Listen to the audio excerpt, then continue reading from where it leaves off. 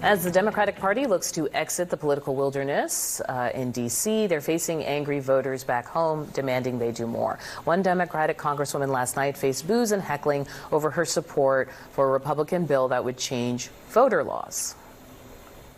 You know, 84% of Americans support voter ID. That's the reality. Hi, everybody. Hang on. Let's let her get to it.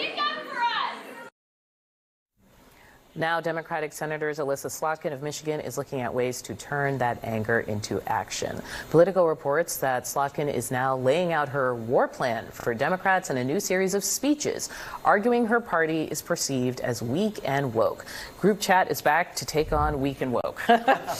First of all, everyone having town halls, it never turns out the way they want. Narrator, people are not turning out to support you.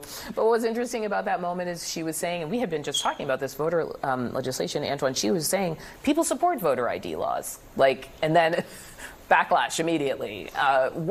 Why is this such a struggle to have this conversation with constituents right now? Well, I think that's reflective of the diversity of our party and the diversity of the people showing up at these town halls. We don't know where the boos came from in the town hall, whether they fall on the progressive side, the moderate side, or the conservative side. What we do know is that it's easier to be angry than it is informed.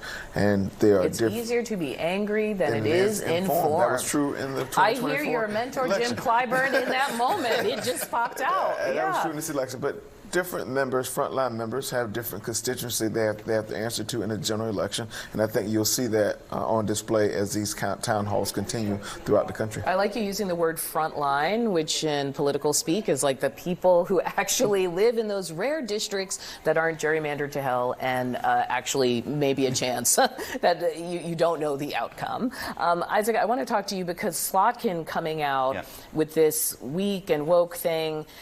To me, what's notable about it is it's yet another person putting forth a roadmap, right? Someone's got to do it.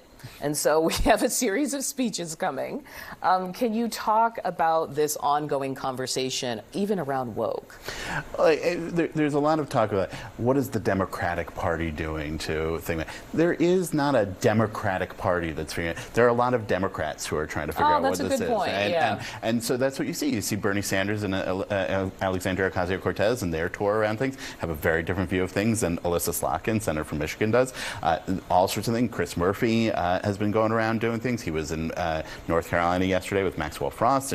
There's a full range of things. J.B. Pritzker, the governor of Illinois, is going to be in New Hampshire this weekend, by the way, starting some of that stuff up. But these it's giving pre-Trump Republican vibes when there used to be 10 people on stage running for president, right, on the Republican side. Who ran for the Democratic nomination in 2020. That's so we'll true. see if we can Here match we that. are.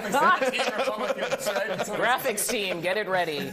You also have this debate between the chair and the vice chair of the DNC about whether to go after, individuals. Some of that is overblown. David Hogg is a notable person who's done a lot of things since he was part of the Parkland shooting. But he's talking about spending $20 million in primaries in 2026. $20 million is less than 1% of the amount of money. But it's who it's against. That is a distraction for our party. I think what's important for us to be united on all fronts, and voters do not trust us as a brand right now. That's been true in some of the CNN polling, and so we need to be unified on all fronts, and certainly an officer of the DNC does not need to position himself in that kind of posture. Okay.